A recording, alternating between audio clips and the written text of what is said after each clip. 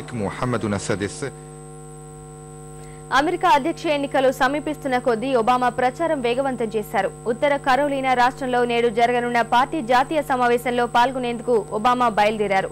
వర్జీనియాలో ఆగిన ఆయన ఓ కళాశాల విద్యార్థులతో మాట్లాడారు. డెమోక్రాట్లకే ఓటు వేయాలని కోరారు. ఉపాధి కల్పన కోసం తన వద్ద ఓ రహస్యం ఉందన్న రోమ్నీ మాటలపై ఒబామా విరుచుకుపడ్డారు. అది రహస్యంగా పెట్టుకోవడమే ఆయన చేసిన తప్పు అని విమర్శించారు. నేడు జరగనున్న జాతీయ సమావేశంలో ఒబామా అధికారికంగా పార్టీ అభ్యర్థిగా ఎంపికవుతారు. First of all, everything's bad, and it's Obama's fault. And Governor Romney knows the secret to creating jobs and growing the economy. The only problem was he kept it secret.